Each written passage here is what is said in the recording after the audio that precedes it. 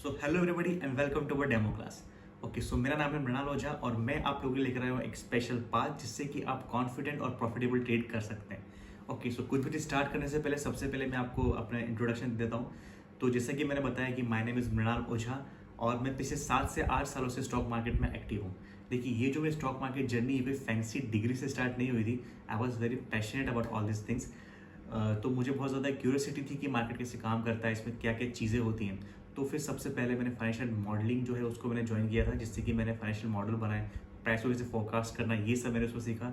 Then फिर मेरा interest हुआ कि थोड़ा टेक्निकल एनालिसिस में, अपने इंट्राडे ट्रेडिंग में। देन फिर मैंने टेक्निकल एनालिसिस सीखा।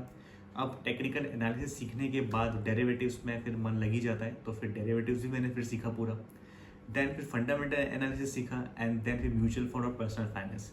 तो ये पूरा का पूरा कॉम्बो मैंने इन 7 से 8 सालों में पूरा का पूरा सीख लिया। और इसके साइड बाय साइड मेरा MBA भी चल रहा है, MBA फाइनेंस में। और now currently I am preparing for CFA level 1। अब देखिए, ये 7 से 8 सालों में मैं सीखता भी गया, प्रैक्टिकल भी करता गया, तो उसके बाद से फिर मुझे काम करने में थोड़ा मज़ा आने लगा था। अब देखिए, ये जो कोर्स मैंने आप लोगों के लिए बनाया है, डिज़ाइन किया है, इस कोर्स में अपन बेसिक से लेके एडवांस तक पूरा समझने वाले हैं। क्योंकि देखिए, अगर आपके बेस क्लियर नहीं होंगे तो आपको डिसीजन लेने में हमेशा कुछ ना कुछ प्रॉब्लम आती रहेगी। ठीक है, तो इसलिए इसको मैंने बेस से, अपन इसको बेस से समझेंगे, बेस से लेके अपन समझेंगे इसको और प्रैक्टिकल्स करते रहेंगे, जिससे कि अपन आप आगे डिसीजन लेने में सब कुछ ईजी रहे। ओके, तो इन सब चीज़ों में एक चीज़ और आपको बताना चाहता हूँ कि I am not a SEBI registered, और मैं इस कोर्स में आपको कुछ भी टिप्स मैं नहीं प्रोवाइड करने वाला हूँ। ओके, मैं आपको इतना कैपेबल बनाने वाला हूँ कि आप इन फ्यूचर में किसी को टिप्स दे सकते हैं। ओके, बट मैं आपको इस कोर्स में कोई टिप्स प्रोवाइड नहीं करूँगा and I am not a SEBI registered. Okay, तो चलिए अपन स्टार्ट करते हैं अपना डेमो सेशन, जो कि है module 1। So hello everybody and welcome to our demo class. ठीक है, तो बेसिकली मैंने आपको बताया था कि ये एक सिर्फ डेमो क्लास नहीं है, ये अपने पूरे के पूरा कोर्स का जो है ये मॉड्यूल 1 है। अपने इस पूरे कोर्स में 8 मॉड्यूल हैं, जिसमें कि अपन फर्स्ट मॉड्यूल को आज अभी अपन कम्प्लीटली समझेंगे। ठीक है, अब सबसे पहले देखते हैं कि इस मॉड्यूल में अपन क्या क्या समझने वाले हैं, सीखने वाले हैं अपन।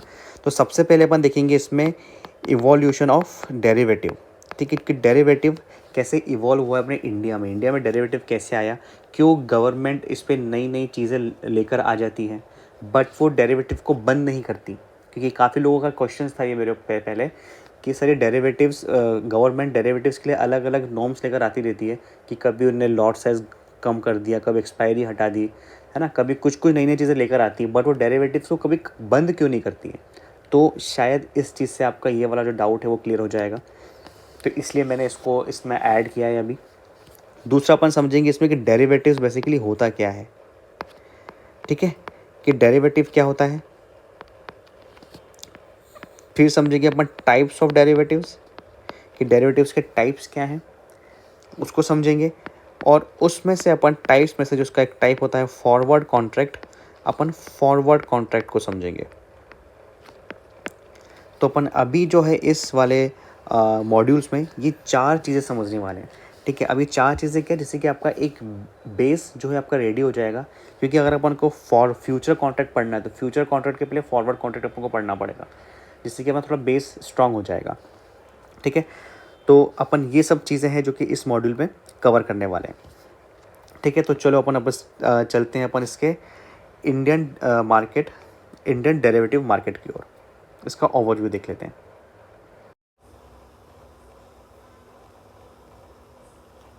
The evolutions of derivative in India. तो चलिए थोड़ा सा हिस्ट्री को समझ लेते हैं। तो देखो, 1919 के बाद इकोनॉमिक लिबरलाइजेशन हुआ। ठीक है, अब देखिए इकोनॉमिक लिबरलाइजेशन का मतलब क्या हुआ। पहले क्या होता था कि ज़्यादातर इंडस्ट्री पब्लिक सेक्टर के कंट्रोल में आती थी। प्राइवेट कंपनी को काम शुरू करने के लिए बहुत सारे परमिशंस, लाइसेंस, ये सब चीज़ें चाहिए होते, तो बहुत ज़्यादा प्रॉब्लम आती थी प्राइवेट कंपनी को काम करने के लिए। बट 1991 में जब लिबरलाइजेशन हुआ, उसके बाद से क्या ये सारी रिस्ट्रिक्शन जो थी प्राइवेट कंपनी के ऊपर वो सब हट गई। इससे क्या हुआ, न्यू न्यू कंपनीज मार्केट में आई और मार्केट में न्यू न्यू कंपनी की लिस्टिंग जो है मार्केट में वो बढ़ने लगी। ठीक है, नए नए IPO लॉन्च हुए, नई नई कंपनी जो है वो मार्केट में बढ़ने लगी, रिस्ट्रिक्शन होने लगी। अब इसी टाइम पे जो DII है, DII भी एक्टिव हो गया, एक्टिवली इन्वेस्ट करने लगा मार्केट में, जिससे कि और ज़्यादा मार्केट का साइज़ बढ़ने लगा। देन फिर 1992 में अगर देखें तो एफआईआई को भी परमिशन मिल गई थी इंडियन स्टॉक मार्केट में इन्वेस्ट करने के लिए। फिर एफआईआई हो गया, डीआई हो गए, इनका ये बहुत बड़ा बड़ा अमाउंट इन्वेस्ट करते हैं मार्केट में। तो इस चीज़ से क्या हो, मार्केट का साइज़ बढ़ने लगा, मार्केट में लिक्विडिटी बढ़ी और मार्केट में वॉलेटिलिटी बढ़ने लगी। अब जब वॉलेटिलिटी बढ़ रही थी तो उस टाइम पे मार्केट में कोई भी रिस्क मैनेजमेंट टूल नहीं था मार्केट को मैनेज करने के लिए। और उसी टाइम पे अगर आप देखेंगे कि जो ये हर्षद मेहता स्कैम है, आईपीओ स्कैम, ये सब भी उसी टाइम पे ये सब स्कैम आए और इन इंसिडेंट से ये पता पड़ा कि मार्केट में एक स्ट्रॉन्ग रिस्क मैनेजमेंट फ्रेमवर्क की बहुत ज़्यादा ज़रूरत है और एक ट्रांसपेरेंट सिस्टम बनाने की बहुत ज़्यादा ज़रूरत है मार्केट में। अब देखिए ये जो स्कैम है, ये स्कैम रीज़न नहीं था डेरिवेटिव को लाने का, बट ये स्कैम से एक बूस्ट मिला इस चीज़ को और ज़्यादा बढ़ावा मिला कि इसको जल्दी से अपन को लाना चाहिए। देन फिर 1996 में एलसी गुप्ता कमेटी बनाई गई जिसका काम था कि ये पता करना कि डेरिवेटिव को कैसे इंट्रोड्यूस किया जाए, कि इसको कैसे रेगुलेट किया जाए, ये सब इसको स्टडी करना था ये। फिर इन 2 से 3-4 सालों में इनने एक फ्रेमवर्क रेडी कराया। उसके बाद जून 2000 के आसपास, हाँ जून 2000 में ही फर्स्ट डेरिवेटिव कॉन्ट्रैक्ट इंट्रोड्यूस हुआ जो कि था निफ्टी 50 फ्यूचर। उस टाइम पे जो उसका लॉट साइज़ था वो लगभग 200 के आसपास का लॉट साइज़ था। ठीक है, तो ऐसे करके जो है डेरिवेटिव्स मार्केट में, इंडियन मार्केट में आया है। अब डेरिवेटिव के आने से क्या क्या इम्पैक्ट आया है मार्केट में उसको देख लेते हैं। देखो सबसे पहले चीज़ कि एक मार्केट में एक रिस्क मैनेजमेंट सिस्टम इंट्रोड्यूस हुआ है जिससे कि जो भी इन्वेस्टर हैं वो अपने कैपिटल को कैसे सेव कर सकते हैं, रिस्क किसको कैसे बचा सकते हैं। एक रिस्क मैनेजमेंट सिस्टम मार्केट में इंट्रोड्यूस हुआ, लिक्विडिटी इंक्रीज़ हुई है ना, मार्केट में ट्रस्ट बढ़ा, ट्रांसपेरेंसी बढ़ी, ट्रांसपेरेंसी रेगुलेटर बॉडीज़ आई क्योंकि 1992 के पहले तो कुछ था ही नहीं, इनने इसको पूरा रेगुलेट किया तो इससे एक ट्रस्ट बिल्ड हुआ मार्केट में डेरिवेटिव्स के आने के बाद। अब देखिए ये एक डाउट होता है कि अगर डेरिवेटिव्स को अपन बंद कर दें, अगर डेरिवेटिव्स को इंडिया से हटा दें तो क्या होगा। इंडिया में ये नए नए रूल्स अगर आ रहे हैं डेरिवेटिव्स को लेकर, तो डेरिवेटिव्स को हटा क्यों नहीं रहे, क्योंकि अगर ये डेरिवेटिव्स को इनने हटाया इंडिया से तो सबसे पहली जो प्रॉब्लम आने वाली वो है वॉलेटिलिटी बहुत ज़्यादा इंक्रीज़ हो जाएगी। एफआईआई है वो हो सकता है कि इंडिया छोड़ के चले जाए क्योंकि ट्रस्ट नहीं रहेगा मार्केट में, कोई रिस्क मैनेजमेंट सिस्टम नहीं रहेगा, लिक्विडिटी बिल्कुल ख़त्म हो जाएगी। जितने भी लोग हैजिंग करते हैं अपने प्राइस को लेके, उसको अपने कैपिटल को हैज करने के लिए, रिस्क को मैनेज करने के लिए, वो कुछ भी नहीं कर पाएंगे। इन दी एंड कुल मिला के मार्केट जो है पूरा ट्रस्टवर्दी नहीं रहेगा बिल्कुल। जो 1992 के जो टाइम वाला मार्केट था स्कैम वाला, बस उस टाइप के स्कैम फिर से हो सकता है चालू हो जाए क्योंकि मार्केट फिर बड़े कम उनके कंट्रोल में ही आ जाएगा, बड़े प्लेयर्स के कंट्रोल में। अभी भी आप देखेंगे जो छोटे छोटे पेनी स्टॉक होते हैं उसको बड़े बड़े प्लेयर्स यूँ ही मैनिपुलेट कर सकते हैं, बट अभी फिर भी रेगुलेशन है तो इतना ज़्यादा मैनिपुलेट नहीं कर पाते, बट फिर भी जो पेनी स्टॉक होते हैं उसको वो रेगुलेट कर दे, उसको हिला देते हैं बड़े बड़े प्लेयर्स जो होते हैं। तो इसलिए जो डेरिवेटिव है उसको बैन तो नहीं कर सकते, इसलिए सबसे अच्छा यही है कि भाई डेरिवेटिव सीख लो, वो ज़्यादा अच्छा है। अब आप मतलब काम ही आने वाला है वो। ठीक है, तो अब अपन देखते हैं कि डेरिवेटिव क्या होता है। अभी अपन थोड़ा हिस्ट्री को देख लिया इसके ऊपर कि डेरिवेटिव कैसे आया है ना, कि उसको क्यों बंद नहीं कर सकते। काफ़ी लोगों का डाउट था कि डेरिवेटिव अगर इतने रेगुलेशन लगाना ही है डेरिवेटिव को तो उसको बंद ही कर दो, तो इसलिए उसको बंद नहीं किया जा सकता डेरिवेटिव्स को। तो इसलिए डेरिवेटिव को सीखना ही ज़्यादा सही है, इसलिए सीखने में ज़्यादा अच्छा है। ठीक है, तो अपन अब देखते हैं डेरिवेटिव क्या होता है। डेरिवेटिव को समझने से पहले ये देख लेते हैं कि गूगल क्या बोलता है डेरिवेटिव के बारे में।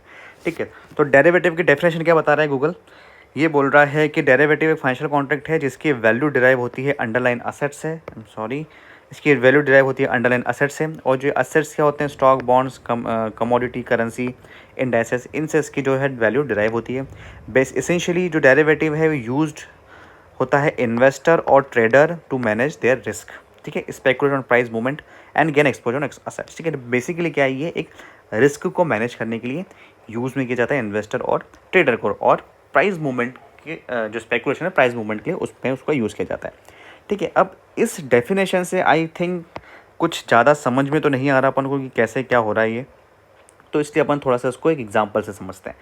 ठीक है, तो जस्ट लेट्स से एक हाइपोथेसिस एग्जांपल लेते हैं अपन। मान लीजिए कि एक राहुल नाम का लड़का है, इसकी एक बिस्किट की फैक्ट्री है। ठीक है, अब इस बिस्किट की फैक्ट्री को ये क्या करना है, एक्सपांड करना चाहता है। ये चाहता है कि अपना बिजनेस को बढ़ाना चाहता है, उसको बिजनेस को ज़रा एक्सपांड करना चाहता है। ठीक है, अब अपन ये मान के चल रहे हैं कि ये जो है ना राहुल, इसकी कंपनी का नाम लेट्स से ABC लिमिटेड है ना। ये एक लिस्टेड कंपनी है, ये अपन अभी एग्जांपल में लेके चल रहे हैं कि लिस्टेड कंपनी है और ये अपनी कंपनी को एक्सपांड करना चाहता है। अब एक्सपांड करने के लिए उसको किस किस चीज़ों की रिक्वायरमेंट लगने वाली है? सबसे पहले रिक्वायरमेंट लगेगी उसको मनी की, फिर आप बोल सकते हैं machineries, raw materials, labour etcetera, अलग अलग चीज़ों की रिक्वायरमेंट उसको लगने वाली है। अपन बेसिकली 3 रिक्वायरमेंट का अपन देखते हैं। ठीक है, तो अब ये रिक्वायरमेंट को पूरा करने के लिए ये जो राहुल है इस ABC कंपनी लिमिटेड वाला, ये क्या करता है, ये जाता है सीधे फाइनेंशियल मार्केट में। फाइनेंशियल मार्केट में क्या है ना, फाइनेंशियल मार्केट में इसकी सारी रिक्वायरमेंट यहाँ पे पूरी हो रही है। देखिए फाइनेंशियल मार्केट में आप कैपिटल मार्केट देखते हैं, मनी मार्केट देखते हैं, करेंसी एंड कमोडिटी मार्केट। तो यहाँ पे जो राहुल की जो बिस्किट फैक्ट्री है, इसकी जो रिक्वायरमेंट है वो सारी फाइनेंशियल मार्केट में सब रिक्वायरमेंट इसकी पूरी हो रही है। वो कैसे हो रही है उसको समझ लेते हैं। सबसे पहले क्या करता है राहुल, फाइनेंशियल मार्केट में आता है। अब इसकी लिस्टेड कंपनी है तो ये क्या करेगा, अपनी इक्विटी को कुछ भी फ्रेश इशू निकाल देगा ना, या फिर FPO निकाल के कुछ भी अपना इक्विटी को सेल करके एक फ्रेश अमाउंट जो मनी है वो रेज़ कर सकता है अपनी इक्विटी से। दूसरा, ये अपने कुछ बॉन्ड या डिबेंचर इशू कर सकता है, वहाँ से ये कुछ फंड रेज़ कर सकता है। तीसरा ऑप्शन, ये कोई लोन ले सकता है, लोन ले लेगा तो वहाँ से भी इसका एक फ़ंड रेज़ हो जाएगा, वहाँ से भी मनी रेज़ कर सकता है। फाइनेंशियल मार्केट में ये यहाँ पे मनी लेने के लिए आया है। दूसरा, ये मनी मार्केट में जाएगा। मनी मार्केट में कमर्शियल पेपर है, सर्टिफिकेट डिपॉजिट, ट्रेजरी बिल्स, इन सब ये सब मनी मार्केट बेसिकली क्या होता है, short term capital, working capital raise करने के लिए मनी मार्केट में होता है। लेट्स से यहाँ से भी इसने कुछ फंड रेज़ कर लिया तो इनडायरेक्टली क्या हुआ, इसने कैपिटल मार्केट, मनी मार्केट से मनी इसने रेज़ कर लिया। इसकी मनी की रिक्वायरमेंट यहाँ पे हो चुकी है पूरी। अब दूसरा क्या चलता है, इसको चाहिए, अब इसने सोचा है कि बिस्किट फैक्ट्री को एक्सपांड करने के लिए मशीनरीज चाहिए। अब ये सोचा है कि जो मशीन है उसको ये मंगवाएगा जर्मनी से। अब जर्मनी से मंगवाएगा, जो इसने फ़ंड रेज़ किया है वो तो इसने INR में किया है। अब इसको INR से इसको जर्मनी से मंगवाना है तो उसको यूरो में कन्वर्ट करना पड़ेगा। तो वो फॉरेक्स मार्केट्स में यहाँ पे यूरो में कन्वर्ट करेगा। बेसिकली वो इजीली ऐसे फॉरेक्स मार्केट में कन्वर्ट नहीं करेगा, इसको हम बाद में डीप में समझेंगे। बट एक हाइपोथेसिस एग्जांपल के हिसाब से मान लो कि यहाँ पे वो करेंसी को चेंज कर रहा है। ठीक है, फिर आती कमोडिटी मार्केट में, उसको वीट लगेगा, मैदा लगेगा, शुगर लगेगा, अपनी बिस्किट फैक्ट्री, तो उसने वो कमोडिटी मार्केट से उसने वो सब अरेंज कर लिया, वहाँ से उसने ले लिया। ठीक है, अब उसकी सारी जो रिक्वायरमेंट थी ना, वो उसने सारी रिक्वायरमेंट पूरी कर ली, मनी की, मशीनरीज़ की और रॉ मटेरियल की, ये सब रिक्वायरमेंट्स ने पूरी कर ली। अब यहाँ पे अगर आप देखोगे तो कुछ रिस्क इसको नज़र आ रही है। अब वो रिस्क क्या नज़र आ रही है उसको अपन समझ लेते हैं। अगर अपन रिस्क की बात करें इसमें, तो सबसे पहले रिस्क उसको आ रही है करेंसी में। करेंसी में क्या रिस्क आ रही है, इसने सोचा है कि वो जर्मनी से मशीन मंगवाएगा। अब लेट से एक मशीन की कॉस्ट आ रही है 20 करोड़ रुपए। 20 करोड़ रुपए एक मशीन की कॉस्ट आ रही है और ये 5 मशीन मंगवाने का प्लान कर रहा है कि इसको 5 मशीनरीज उसको मंगवानी है। और जर्मनी पे उसने ऑर्डर दिया है, उन्होंने बोला है कि भैया हम 3 महीने बाद आपको मशीन देंगे, 3 महीने बाद आपको मशीन डिलीवरी होगी। ठीक है, अब लेट्स से आज यूरो का जो प्राइस है वो चल रहा है 100 रुपये और राहुल को डर है कि 3 महीने बाद अगर यूरो का प्राइस 102 रुपये हो जाता है तो ऑन एन एवरेज अगर देखा जाए अपन, तो राहुल को कुछ 2 करोड़ के आसपास का लॉस होगा, क्योंकि 100 करोड़ इसका ये हो जाएगा, इसकी वैल्यू 100 का यूरो है, 102 बढ़ा तो उसको ऑन एन एवरेज 2 करोड़ का उसको लॉस उठाना पड़ेगा। वो क्यों? क्योंकि करेंसी का प्राइस बढ़ जाएगा। तो एक ये रिस्क यहाँ पे उसको ये दिख रही है। दूसरी रिस्क दिख रही है कि कमोडिटी की। लेट्स से कमोडिटी में आज वीट का प्राइस ले लो कि 1 टन का वीट का प्राइस चल रहा है अभी 2500। ठीक है, अब उसको चाहिए 1000 टन वीट। 1 टन का प्राइस चल रहा है 2500, 1000 टन वीट चाहिए। अब जब मशीन आएगी तभी वो वीट का यूटिलाइज कर पाएगा। तो उसको ये भी डर है कि 3 महीने बाद वीट का प्राइस लेट्स से हो जाएगा 2800। ठीक है, तो उसको यहाँ पे भी कुछ 2 से 3 लाख रुपए का नुकसान हो जाएगा, है ना, सॉरी राइटिंग के लिए तो यहाँ पे भी उसको 3 लाख रुपए का यहाँ पे उसको नुकसान हो जाएगा। ठीक है, अब आता है इंटरेस्ट रेट। उसने जो बैंक से लोन लिया है, बैंक से लोन में उसको लंबे टाइम तक वो चलाता है, तो उसने भी फिक्स्ड पे लिया है लेट्स से। ठीक है, अब उसको फ्लोटिंग में शिफ्ट होना है। उसको ये भी रिस्क किया है, फिक्स्ड मैंने लिया है या फिर फ्लोटिंग में उसने लिया है। उसको लग रहा है कि मैंने फिक्स्ड में हाई रेट पे लिया है और आने वाले टाइम पे रेट कम होने वाला है, तो उसको एक ये रिस्क भी है। ठीक है, तो ये सब रिस्क जो है, इन सब रिस्क को वो मैनेज करने के लिए कहाँ जाएगा, डेरिवेटिव्स में। ठीक है, वो डेरिवेटिव का यूज़ करेगा अपने इस सब रिस्क को मैनेज करने के लिए।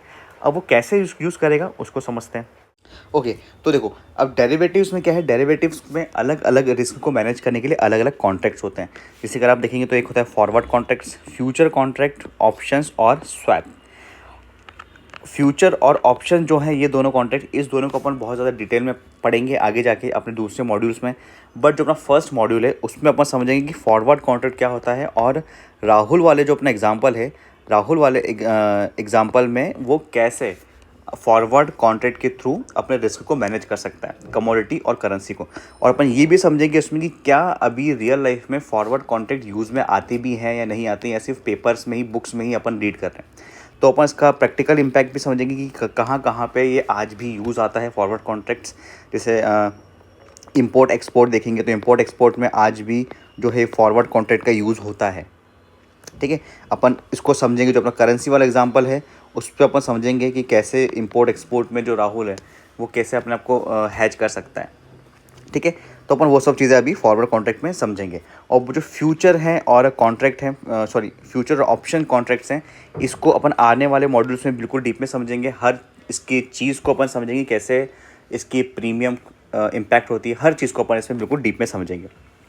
ओके, देन आता है स्वैप। देखिए स्वैप जो है ये बेसिकली स्टॉक मार्केट में ऐसे यूज़ में नहीं आता है। इसको बड़े बड़े इन्वेस्टर्स जो हैं वो इसको यूज़ करते हैं बेसिकली अपने इंटरेस्ट रेट स्वैप करने के लिए, इक्विटी स्वैप करने के लिए, अलग अलग चीज़ें के लिए इसको यूज़ करते हैं। इसको भी अपन लास्ट में समझेंगे। बट अभी जो है इस मॉड्यूल में अपन फॉरवर्ड कॉन्ट्रैक्ट को समझते हैं कि फॉरवर्ड कॉन्ट्रैक्ट क्या होता है, कैसे राहुल अपनी रिस्क को मैनेज कर सकता है वाय फॉरवर्ड कॉन्ट्रैक्ट के।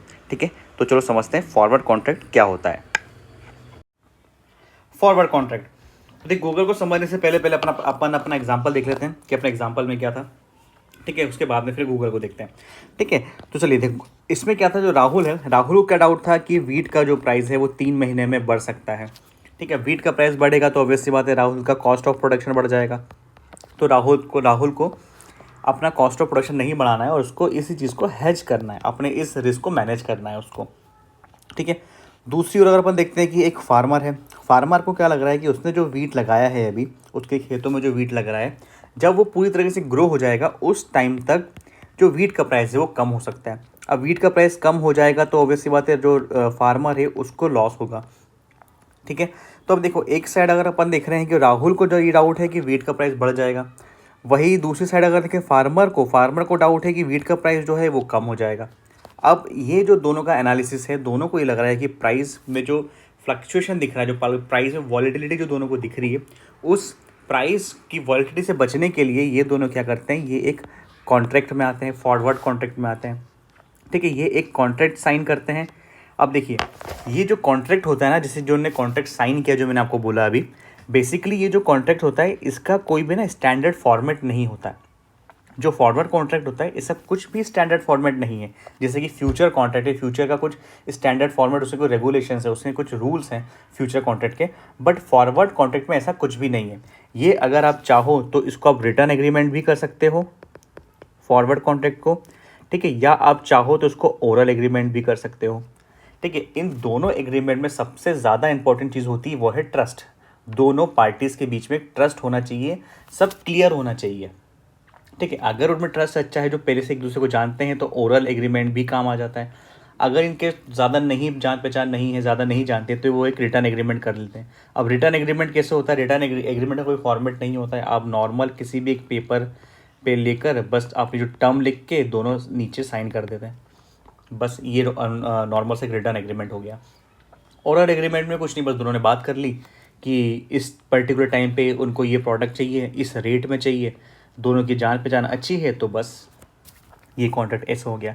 तो ठीक है, जो ये फॉरवर्ड कॉन्ट्रैक्ट है इसका कुछ भी एक फॉर्मेट नहीं है, कि स्टैंडर्ड फॉर्मेट इसका नहीं है। ये आप रिटर्न या ओरल दोनों में कर सकते हैं। ठीक है, अब लेट्स से अपन लेते हैं कि राहुल और इनने जो है वो इनने रिटर्न एग्रीमेंट कर लिया। अब रिटर्न एग्रीमेंट किया तो इनके टर्म्स इनने कैसे लिखी है, कुछ स्टेप से इनने टर्म लिख लिए। अंडरलाइनिंग असेट्स इनका हो चुका है वीट, इनको क्वांटिटी चाहिए 100 कुंटल्स। प्राइस जो फिक्स हुआ है इनका लेट्स से 2500 पर कुंटल के हिसाब से प्राइस फिक्स हुआ है। इनकी डेट ऑफ मैच्योरिटी जो है वो 3 मंथ की इनकी मैच्योरिटी की, 3 महीने बाद इनको अपना कॉन्ट्रैक्ट एग्जीक्यूट करना है। राहुल और फार्मर ने इस कॉन्ट्रैक्ट के थ्रू दोनों ने क्या किया, इन दोनों ने अपना फ्यूचर प्राइस लॉक कर लिया। क्या किया इन्हें, अपना इनने अपना फ्यूचर प्राइस लॉक कर लिया है। अब फ्यूचर प्राइस लॉक कर लिया है, इसका मतलब क्या हुआ, जैसे कि फॉर एग्जांपल अगर 3 महीने के बाद वीट का प्राइस लेट से 2000 हो गया। अब अगर वीट का प्राइस 2000 हो गया है, मतलब इनकी जो कॉन्ट्रैक्ट हुआ था वो 2500 पे हुआ था, प्राइस जो है वो नीचे गिर चुका है। अब नीचे गिर गया है तो इन दी एंड क्या है, इसमें राहुल का जो है वो लॉस हो रहा है, क्योंकि राहुल चाहे तो वो इसका कॉन्ट्रैक्ट तो 2500 से, बट वो चाहे तो मार्केट प्राइस में 2000 से खरीद सकता है। बट इन दोनों ने ये कॉन्ट्रैक्ट कर लिया है, तो इसलिए राहुल को फार्मर से इस 2500 के रेट में ही वीट परचेस करना होगा, क्योंकि ये दोनों इस कॉन्ट्रैक्ट में आ चुके हैं। इन केस अगर प्राइस हो चुका है 3000 हो चुका है, तो जो फार्मर है उसको लॉस है। फार्मर चाहे तो उसका जो कॉन्ट्रैक्ट 2500 पे हुआ था, वो अगर मार्केट प्राइस पे इसको देता है तो उसको 500 रुपीज़ का प्रॉफिट हो सकता है, मगर फिर भी इनके कॉन्ट्रैक्ट में है, इसलिए फार्मर को राहुल को 2500 के रेट पर ही ये प्राइस देना होगा। ठीक है, अब इस चीज़ से क्या हुआ है, दोनों का एनालिसिस था, एक जना जो है वो लॉस उठा रहा है, एक जना जो है वो प्रॉफिट हो रहा है किसी कंडीशन में। कभी किस कंडीशन में ये होगा कि प्राइस जो है ज़्यादा अंतर नहीं आएगा, तो इस टाइप पे क्या दोनों ब्रेक इवन पे आ गए, बट कुछ भी हो सकता है। ठीक है, तो बट इस कॉन्ट्रैक्ट के थ्रू इन दोनों ने क्या किया, अपना जो फ्यूचर का जो प्राइस है, जो फ्यूचर में जो उनको रिस्क लग रही थी, उस रिस्क को इन दोनों ने लॉक कर लिया है, उसको एक काइंड से हेज कर लिया है। ठीक है, अब देखिए ये लोग इस कॉन्ट्रैक्ट में आए, तो बेसिकली इस कॉन्ट्रैक्ट में क्यों आए ये, इस चीज़ को समझते हैं। ऑप्शंस और भी अपने पास है, फ्यूचर भी है, फॉरवर्ड भी है, ऑप्शंस भी है। तो फॉरवर्ड कॉन्ट्रैक्ट सेलेक्ट करने के क्या रीज़न है, क्यों फॉरवर्ड कॉन्ट्रैक्ट सेलेक्ट कर सकते हैं अपन, इससे क्या क्या एडवांटेजेस है, इसको अपन एक काइंड से देखें तो अगर, तो क्या क्या इसके एडवांटेजेस है उसको समझ लेते हैं। ओके, सो एडवांटेजेस को अगर अपन देखें तो सबसे पहला जो एडवांटेजेस के सामने आता है वो है over the counter. Over the counter मतलब क्या हो गया, देखो फॉरवर्ड कॉन्ट्रैक्ट को OTC कॉन्ट्रैक्ट भी बोला जाता है। OTC कॉन्ट्रैक्ट मतलब क्या हो गया है कि जैसे कि अपन ने इसमें देखा था राहुल और फार्मर के बीच में, इन दोनों के बीच में डायरेक्ट एग्रीमेंट हुआ था। इसमें ना तो कोई एक्सचेंज का इन्वॉल्वमेंट था, ना तो कोई इसमें कोई रेगुलेशन था, या तो कोई गवर्नमेंट का इन्वॉल्वमेंट था। ठीक है, यहाँ पे कुछ नहीं था, यहाँ पे डायरेक्ट एग्रीमेंट हुआ था बिटवीन बायर और सेलर्स के बीच में। ठीक है, अब इस चीज़ से क्या होता है, इससे क्या बेनिफिट मिल जाता है, क्योंकि अगर इसमें मान लीजिए कोई एक्सचेंज का इन्वॉल्वमेंट होता, तो इसमें अलग टाइप के टैक्सेस लग जाते हैं जो कि अपन को लगते हैं। अपन जब STT लग जाता है, इसमें अलग टैक्स लग जाते हैं, अलग अलग चार्जेस लग जाते हैं, अलग अलग फ़ीस लग जाती है। तो ये सब फीस जो है, ये चार्जेस हैं, ये सब कुछ भी नहीं होता है फॉरवर्ड कॉन्ट्रैक्ट में। ठीक है, और ये फॉरवर्ड कॉन्ट्रैक्ट होता है डायरेक्ट बायर और सेलर्स के बीच में। दूसरा जो एडवांटेजेस की बात करें अगर, तो वो होता है no margin requirement. Future contract में अगर देखेंगे आप, ऑप्शन कॉन्ट्रैक्ट में देखेंगे तो यहाँ पे अपफ्रंट मार्जिन अपन को देना पड़ता है वहाँ पे कॉन्ट्रैक्ट में। वो क्यों देना पड़ता है, क्योंकि वो एक रेगुलेटर ने उनके नॉर्म्स बना रखे हैं कि यहाँ पे अपफ्रंट मार्जिन लगेगा, SEBI ने बोल रखा है सबको अपफ्रंट मार्जिन लगेगा। बट जैसे कि यहाँ पे कोई भी रेगुलेटर नहीं है, कुछ भी नहीं है, इसलिए यहाँ पे कुछ भी मार्जिन नहीं लगता है यहाँ पे। अब ये डिपेंड करता है दोनों पार्टीज़ के बीच में, दोनों पार्टीज़ की म्यूचुअल अंडरस्टैंडिंग कैसी है। अगर लेट से कोई नया बंदा आता है, वो बोलता है कि नहीं आप मुझे कुछ एडवांस दे दो, तो हो सकता है यहाँ पे एडवांस भी देना पड़े। जैसे अगर राहुल का मान लो केस है, राहुल केस में अगर ये कोई इसका पहले से कोई पहचान वाला फार्मर हुआ, तो वहाँ पे इसको कुछ भी एडवांस देने की ज़रूरत नहीं है। ये बिना किसी एडवांस के सिर्फ ओरल एग्रीमेंट पे भी अपना जो वीट है उसको ले सकता है। बट अगर उसका कोई ज़्यादा पहचान नहीं है, उसकी कुछ भी स्टेप से नहीं है, तो उसको हो सकता है कि उसको एक एडवांस देना पड़े, एक मार्जिन देना पड़े उसको वहाँ पे। तो ये बहुत ज़्यादा फ्लेक्सिबल है, दोनों पार्टीज़ पे डिपेंड करता है यहाँ पे क्या है। और अगर ऐसा कुछ भी नहीं होगा, तो जो पेमेंट होगा वो सीधा होगा कब, मैच्योरिटी के टाइम पे। जब मैच्योरिटी होगी कॉन्ट्रैक्ट की, तब जाके इसका पेमेंट सेटलमेंट होगा इसका वहाँ पे। ठीक है, थर्ड अगर इसका अपन एडवांटेज देखें तो वो होता है कस्टमाइजेशंस। कस्टमाइजेशंस क्या हो गया है, अगर आप देखेंगे अपने फ्यूचर कॉन्ट्रैक्ट में, उसका एक लॉट साइज़ होता है, एक फिक्स्ड लॉट साइज़ होता है, हर एसेट का एक फिक्स्ड लॉट साइज़ है। उनकी फिक्स एक एक्सपायरी डेट है कि वो लास्ट थर्सडे को, मंथ के लास्ट थर्सडे में वो एक्सपायर होगा, या तो वीकली एक्सपायर तो वीकली एक्सपायर होगा। हर चीज़ का एक फिक्स्ड डेट है, एक फिक्स्ड डे है उसका एक्सपायर करने का, एक सबका लॉट साइज़ फिक्स्ड है।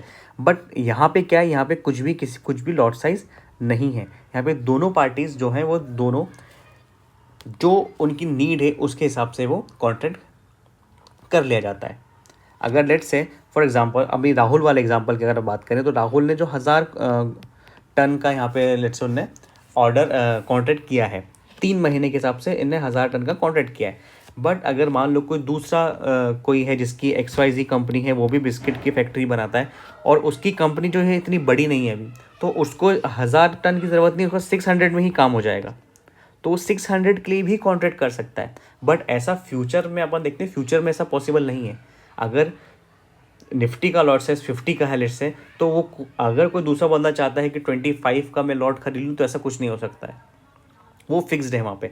बट फॉरवर्ड कॉन्ट्रैक्ट में आप अगर चाहें तो 600 का क्वांटिटी भी ले सकते हैं, जो दोनों के बीच में बात हो जाती है, जो रिक्वायरमेंट है उस हिसाब से यहाँ पे कॉन्ट्रैक्ट हो जाता है। कस्टमाइजेशन यहाँ पे पूरा पूरा हो जाता है जो अपनी नीड के अकॉर्डिंग।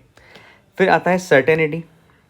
अब सर्टेनिटी कैसे हो जाती है, लेट्स से राहुल को पता है, अपने एग्जांपल के बाद बात कर रहे हैं अभी, तो राहुल को पता है कि लेट्स से 3 महीने के बाद उसको एक पर्टिकुलर प्राइस में 3 महीने के बाद उसका 2500 में उसको वीट परचेस करना है, उसको ये पता है।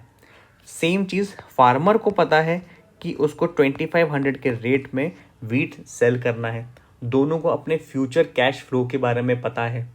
तो इसीलिए सर्टेनिटी के उनको ये पता है, सर्टेनिटी से उनको वो अपना फ्यूचर जो कैश फ्लो है उसको ये मैनेज कर सकते हैं ईजिली, अपनी फ्यूचर प्लानिंग कर सकते हैं वो ईजिली। ठीक है, तो ये इसके हो गए कुछ एडवांटेजेस। अब देखिए इसका अपन हेजिंग को नहीं लिया था मैंने इसमें, बेसिकली डेरिवेटिव का मेन चीज़ ही यही है डेरिवेटिव में, उसको रिस्क मैनेज करना। वो टूल ही ऐसा है जहाँ पर रिस्क मैनेज होता है, उसको एक काइंड से अपन एडवांटेजेस में तो नहीं बोलेंगे, इसमें इन्हें नोट कर दिया है, बट ठीक है फिर भी ओके। तो ये तो हो गया इसका एडवांटेजेस। क्या क्या हो गया एडवांटेजेस में इसका, कि OTC काउंटर है, डायरेक्ट एग्रीमेंट होता है दोनों के बीच में, कोई मार्जिन रिक्वायरमेंट नहीं है, कस्टमाइजेशंस खुल के हो सकता है, जिस टाइम ऐसा कस्टमाइजेशन हो सकता है। अब देखिए ये तो होगा इसके एडवांटेजेस। अब इसके कुछ डिसएडवांटेजेस भी हैं, उसको भी समझ लेते हैं। इसके डिसएडवांटेजेस क्या हो गए, जो इसके डिसएडवांटेजेस है ना वो उसके एडवांटेजेस के कारण ही है। ठीक है, वो कैसा होगा, सबसे पहला इसका डिसएडवांटेज है counter party risk. Counter party risk मतलब हो गया डिफ़ॉल्ट रिस्क अपन देखा जाए तो। अब इसमें डिफ़ॉल्ट रिस्क है, डिफ़ॉल्ट रिस्क क्यों है इसमें, क्योंकि ये OTC कॉन्ट्रैक्ट है, यहाँ पे कोई भी एक्सचेंज नहीं है, यहाँ पे कोई भी गवर्नमेंट का रूल नहीं है, यहाँ पे कोई भी रूल्स रेगुलेटर नहीं है, इसको रेगुलेट करने वाला कोई नहीं है। तो इसलिए क्या है, यहाँ पे डिफ़ॉल्ट रिस्क ज़्यादा बढ़ जाता है। जो इसका एडवांटेजेस है वही इसका डिसएडवांटेजेस बन गया है। दूसरा इसका डिसएडवांटेज देखें अपन तो lack of liquidity. Lack of liquidity क्यों है, क्योंकि ये कस्टमाइजेशन प्रोडक्ट है। अगर यहाँ पे कस्टमाइजेशन नहीं होता है जैसे कि फ्यूचर और इसमें होता है, तो यहाँ पे इनके पास डिमांड और सप्लाई बस दोनों सेम लेवल पे होता है, एक कांस्टेंट रहता। बट यहाँ पे ये एक कस्टमाइजेशन प्रोडक्ट है, इसका कोई भी लॉट साइज नहीं है, कोई फिक्स डेट नहीं है, तो इस चीज़ के लिए क्या है यहाँ पे थोड़े से एग्जिट होने में डिफ़िकल्टी हो जाती है। जस्ट एग्जांपल राहुल की अगर अपन बात करें, राहुल ने 3 महीने के लिए कॉन्ट्रैक्ट किया हुआ है, कितने 1000 क्वांटिटी पे। अब लेट्स से कि 1 महीने बाद राहुल बोलता है कि यार नहीं, मुझे ये कॉन्ट्रैक्ट नहीं चाहिए, और फार्मर तो है, फार्मर इस कॉन्ट्रैक्ट को छोड़ना नहीं चाहता है, तो राहुल क्या करेगा, राहुल अपना कॉन्ट्रैक्ट किसी को सेल कर सकता है, बट वो सेल उसी को ही कर सकता है जिसको ये सेम चीज़ की रिक्वायरमेंट हो, उसको भी 1000 टन की रिक्वायरमेंट हो और 3 महीने बाद की रिक्वायरमेंट हो, उसको ही सिर्फ ये सेल कर सकता है, बाकी किसी को सेल नहीं कर सकता। किसी को 600 क्वांटिटी चाहिए तो उसको ये सेल नहीं कर सकता, क्योंकि इनका मिसमैच हो रहा है ना पूरा ये। तो यहाँ पे इसलिए यहाँ पे क्या है, डिफ़िकल्ट हो जाता है एग्जिट लेने में बिकॉज ऑफ लिक्विडिटी। अब लिक्विडिटी क्यों है, क्योंकि ये कस्टमाइजेशन प्रोडक्ट है। ठीक है, थर्ड इसका अगर अपन देखें तो वो है इनफ्लेक्सिबिलिटी। अब इनफ्लेक्सिबिलिटी तो वैसे आपको हर डेरिवेटिव्स में मिलेगी। इनफ्लेक्सिबिलिटी कैसी हो गई, जैसे फॉर एग्जांपल अगर एक बार आपका कॉन्ट्रैक्ट साइन हो चुका है तो उसके बाद उसकी टर्म्स जो है वो चेंज नहीं हो सकती। लेट्स से टर्म्स का मतलब कि अगर इनने फॉर एग्जांपल इन्हें 1 जनवरी को कॉन्ट्रैक्ट साइन किया है और कि 1000 क्वांटिटी इनको चाहिए, 3 महीने बाद इनको डिलीवरी चाहिए। अब एक बार अगर कॉन्ट्रैक्ट साइन हो गया, उसके बाद में अगर बोलते कि नहीं हमको 1000 नहीं हमको 1200 चाहिए, या फिर नहीं हमको 1000 नहीं हमको 800 चाहिए और हमको ये 2 महीने में चाहिए, 4 महीने के लिए चाहिए, तो उसके बाद जो ये मॉडिफिकेशन नहीं हो सकता। और इवन ये फॉरवर्ड कॉन्ट्रैक्ट में नहीं, ये फ्यूचर में भी नहीं हो सकता और ऑप्शन में भी नहीं हो सकता। तो ये इनफ्लेक्सिबिलिटी जो है वो अपन को सब जगह देखने को मिलती है, अभी कोई भी एडजस्टमेंट के लिए जगह नहीं होती है। ठीक है, लास्ट इसका डिसएडवांटेज देखें तो lack of transparency. Lack of transparency कैसे हो गई? जस्ट फॉर एग्जांपल कि राहुल है, राहुल अपन ये मान के चलते हैं कि राहुल महाराष्ट्र में रहता है। ठीक है, महाराष्ट्र में राहुल ने 2500 के रेट से ये वाला कॉन्ट्रैक्ट साइन किया है। वहीं दूसरी जगह गुजरात में उसका एक और फ्रेंड है जिसका सेम काम है, बिस्किट फैक्ट्री है, बट उसने ये चीज़ 2400 में साइन की है। अब ये जो प्राइस है, ये प्राइस इनको पता कैसे पता? क्योंकि ये दोनों फ्रेंड्स थे। बट अगर इसका फेयर प्राइस जानना हो तो वो पॉसिबल नहीं है, क्योंकि ये कोई भी स्टॉक मार्केट में ऐसा कुछ ट्रेड नहीं होता है ये। ठीक है, तो इसलिए यहाँ पे प्राइस डिस्कवरी करना थोड़ा सा प्रॉब्लमेटिक हो जाता है। ट्रांसपेरेंसी का इशू इसमें हमेशा रहता है। ठीक है, तो ये थे इसके बेसिक से डिसएडवांटेजेस। तो अभी अपन देखें, अगर अपन ने फॉरवर्ड कॉन्ट्रैक्ट में भी क्या देखा, फॉरवर्ड कॉन्ट्रैक्ट क्या होता है, थोड़ा सा इसको समझते हैं अपन गूगल के लैंग्वेज में। सबसे पहला क्या है, फॉरवर्ड कॉन्ट्रैक्ट एक कस्टमाइज कॉन्ट्रैक्ट है, जो कि हमने समझ लिया है, दो पार्टीज के बीच में होता है, जिसमें बाय और sell assets at specific price on future date. ठीक है, ये चीज़ अपन ने समझ ली है। Forward contract can be use for hedging, ये भी समझ लिया, स्पेकुलेशन के लिए भी हो जाता है। Although it is a non standardize nature make it particularly apart for hedging. ठीक है, ये जो इसका नॉन स्टैंडर्डाइज फॉर्मेट होता है, जो कि अपन इसमें समझा था, इसका कोई फॉर्मेट नहीं होता है। ठीक है, तो ये जो अभी अपन ने देखा है इसका कमोडिटी का एग्जांपल फॉरवर्ड कॉन्ट्रैक्ट में, ये बहुत एक बेसिक सा एग्जांपल था, जो कि आप लोगों ने शायद पहले भी इस टाइप के एग्जांपल आपने सुने होंगे।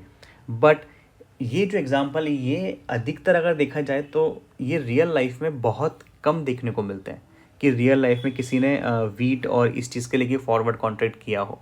ठीक है, अब फॉरवर्ड कॉन्ट्रैक्ट में एक चीज़ और मैं आपको दिखा देता हूँ, अभी हाल मुझे एकदम से ध्यान आया वो, कि अधिकतर क्वेश्चन स्टूडेंट का एक डाउट होता है डिफ़ॉल्ट रिस्क को लेके। ठीक है, अब डिफ़ॉल्ट रिस्क को लेके किस टाइप से डाउट होता है कि उनका ये बोलना होता है कि जैसे कि अगर इसमें अपन स्टाम्प पेपर पे ये कॉन्ट्रैक्ट साइन करा ले, तो अपन ने ये जो एग्रीमेंट, इन दोनों का एग्रीमेंट हुआ राहुल और फार्मर का, इसको अपन स्टाम्प पेपर पे साइन करा लें फिर तो ये एक गवर्नमेंट मतलब एक सेफ टाइप से हो जाएगा एग्रीमेंट। ये इसमें रिस्क फिर कहाँ बचेगी? तो देखिए इसका बेसिकली क्या है, अगर आपने इसको स्टाम्प पेपर पे साइन करवा लेते हैं तो ये एक डेरिवेटिव फॉरवर्ड कॉन्ट्रैक्ट नहीं कहलाएगा, ये कमर्शियल कॉन्ट्रैक्ट कहलाएगा। ठीक है, ये एक कमर्शियल कॉन्ट्रैक्ट कहलाएगा। अब डेरिवेटिव्स में क्यों काउंट नहीं होगा? क्योंकि देखिए हेजिंग का बेसिकली मतलब क्या होता है? हेजिंग का मतलब होता है कि मार्केट में एक अपोजिट पोजीशन लेकर प्राइस रिस्क को पहले से ही न्यूट्रल कर देना। ठीक है, समझे? मतलब अपन ने पहले ही मार्केट में एक अपोजिट पोजीशन ले ली। क्यों पोजीशन ली? प्राइस रिस्क को मैनेज करने के लिए। अब अपन ने अपोजिट पोजीशन ली जिससे कि अपना प्राइस जो है न्यूट्रल हो चुका है। जैसे कि फॉर एग्जांपल इसमें राहुल ने एक पोजीशन ली, एक कॉन्ट्रैक्ट बनाया फार्मर से, जिससे कि यहाँ पे इसको भी 2500 का वो था, मतलब इसको रिस्क था प्राइस ऊपर जाने का, इसको रिस्क था प्राइस नीचे जाने का। तो इन दोनों ने एक कॉन्ट्रैक्ट बनाया, एक मार्केट में एक पोजीशन बनाई, जिससे इन दोनों की रिस्क जो है वो न्यूट्रल हो गई, प्राइसेस न्यूट्रल हो गई दोनों की रिस्क को। ठीक है, ये चीज़ अपन जब फॉरवर्ड फ्यूचर करेंगे ना उसको, तो आपको ज़्यादा अच्छे से समझ में आ जाएगा। ठीक है, तो इसका एक डाउट था बेसिकली कि यहाँ पे डिफ़ॉल्ट रिस्क में कि अपन इसको स्टाम्प पे कर लें तो कैसा रहेगा। तो बट स्टाम्प पे अगर आप करेंगे तो आप कोर्ट केस में डिफ़ॉल्ट रिस्क को अवॉइड नहीं कर सकते। आप सिर्फ एक लॉस रिकवरी के लिए ट्राई कर सकते हैं, उसके लिए फाइट कर सकते हैं, बट डिफ़ॉल्ट रिस्क है वो वहाँ पे भी अवॉइड नहीं होगी। ठीक है, तो ये तो था बेसिकली इसका कमोडिटी वाला एग्जांपल जो अपन ने देखा। अब बट ये जो कमोडिटी वाला एग्जांपल है ये बेसिकली रियल लाइफ में आप देखेंगे तो बहुत कम यूज़ में आता है। जो ज़्यादातर इसका जो चीज़ यूज़ में आती है फॉरवर्ड कॉन्ट्रैक्ट में, वो होती है करेंसी फॉरवर्ड। ठीक है, फॉरवर्ड करेंसी के यूज़ में इसको ज़्यादा यूज़ किया जाता है। जो इंपोर्ट एक्सपोर्ट बिजनेस करते हैं, ठीक है, वो जो बाहर से कुछ चीज़ मंगवाना चाहते हैं, जैसे अपने इस एग्जांपल में अपन ने जो बात की थी जर्मनी से मशीन मंगवाना है, ठीक है। तो इस जो ये फॉरवर्ड करेंसी है, ये आज भी बेसिकली काफ़ी ज़्यादा यूज़ में आता है, ठीक है। तो अपन अब देखते हैं फॉरवर्ड करेंसी एग्जाम्पल, जिससे कि आपको थोड़ा बहुत और चीज़ें इसकी क्लियर हो जाएंगी, ठीक है। ओके तो देखिए अपने जो एग्जाम्पल था ये वाला करेंसी वाला, तो आपको इसमें याद होगा कि राहुल ने क्या किया था। राहुल ने मशीन ऑर्डर की थी कहाँ से, जर्मनी से। जर्मनी से उसने मशीन ऑर्डर करी थी, और जर्मनी से जब वहाँ से मशीन डिलीवर करने की बात हुई थी, ने बोला था कि 3 महीने के बाद मशीन जो है वो डिलीवर करेंगे। अब राहुल को क्या डाउट है, अभी लेट से प्राइस चल रहा है यूरो का 100 रुपीज़, ठीक है। अब उसको ये डाउट है कि अगर 3 मंथ के बाद प्राइस 102 हो जाता है तो उसको लॉस होगा। जस्ट एग्जांपल, अब मान लीजिए कि इसने जो मशीन ऑर्डर करी है, मशीन की टोटल वैल्यू है वो है 100 CR। अब अगर 100 CR की टोटल वैल्यू है, प्राइस 102 हो चुका है, तो उसको 2 करोड़ का, वो बेवजह उसको 2 करोड़ का लॉस हो सकता है अगर प्राइस 102 हो जाता है तो, या उससे ज़्यादा हो जाता है तो और ज़्यादा लॉस हो सकता है। तो इस रिस्क को मैनेज करने के लिए राहुल क्या करता है, राहुल करता है फॉरवर्ड कॉन्ट्रैक्ट किसके साथ में, बैंक के साथ में। अब बैंक के साथ में कैसे करता है वो, राहुल जाता है बैंक के पास और बोलता है कि मुझे 3 महीने के बाद एक यूरो में पेमेंट करना है, तो मुझे फॉरवर्ड कॉन्ट्रैक्ट चाहिए। Let's say for example Rahul गया है HDFC बैंक के पास, ठीक है। अब HDFC बैंक क्या करेगी, HDFC बैंक सबसे पहला काम करेगी, वो राहुल के डॉक्यूमेंट्स चेक करेगी कि राहुल के पास इंपोर्ट ऑर्डर है कि नहीं है, जो उसने मतलब जो करेंसी के लिए वो बोल रहा है कि उसने सच में ऑर्डर किया है या नहीं। RBI अलाउड पर्पस जो पूछेगी, KYC उसकी देखेगी, उसके ट्रेड पेपर चेक करेगी, बस सारे डॉक्यूमेंट जो भी होंगे रिलेटेड, वो सब डॉक्यूमेंट सबसे पहले बैंक चेक करेगी। अगर वो सब डॉक्यूमेंट्स फुलफिल हो जाते हैं, देन बैंक जो है वो फॉरवर्ड कॉन्ट्रैक्ट राहुल के साथ कर लेगी। ओके तो कमोडिटी वाला जो एग्जांपल था, कमोडिटी वाले एग्जांपल में अपन ने क्या देखा था कि ये जो एग्रीमेंट है, वो एग्रीमेंट या तो रिटर्न हो सकता था या तो फिर ओरल भी हो सकता था, ठीक है। उसका कोई भी स्टैंडर्ड फॉर्मेट नहीं था कॉन्ट्रैक्ट करने का, बस दोनों पार्टी का ट्रस्ट होना ज़रूरी था। बट जब करेंसी फॉरवर्ड अपन करते हैं, करेंसी कॉन्ट्रैक्ट करते हैं बैंक के थ्रू में, तो बैंक के पास एक स्टैंडर्ड डिजिटल कॉन्ट्रैक्ट होता है जिसके थ्रू ये कॉन्ट्रैक्ट साइन होता है। बिना इस डिजिटल कॉन्ट्रैक्ट के थ्रू अपन इसमें कॉन्ट्रैक्ट नहीं कर सकते, ओके। तो बस ये डिजिटल कॉन्ट्रैक्ट होता है, उसके थ्रू ये कॉन्ट्रैक्ट हो जाता है। अब ये कॉन्ट्रैक्ट हो गया, बट अगर आपको एक पता हो, अगर आपको जब डेरिवेटिव अपन ने पढ़ा था, तो अपन ने एक चीज़ पढ़ी थी उसमें, वो क्या चीज़ पढ़ी थी वो देख लेते हैं एक बार। उसमें ये था कि जो डेरिवेटिव है, जो डेरिवेटिव कॉन्ट्रैक्ट है, कहाँ गया, ओके। देखिए जो डेरिवेटिव कॉन्ट्रैक्ट है, इसकी वैल्यू जो है वो डिराइव होती है अंडरलाइन असेट्स के थ्रू। किसकी, डेरिवेटिव कॉन्ट्रैक्ट की, ठीक है। और वो अंडरलाइन एसेट्स कुछ भी हो सकता है, स्टॉक, बॉन्ड, कमोडिटी या करेंसी। अब इस वाले केस में जो अपन देख रहे हैं अभी, इसमें जो कॉन्ट्रैक्ट है उसकी वैल्यू डिराइव कौन करेगा, वो करेगा बैंक, क्योंकि बैंक कॉन्ट्रैक्ट कर रहा है।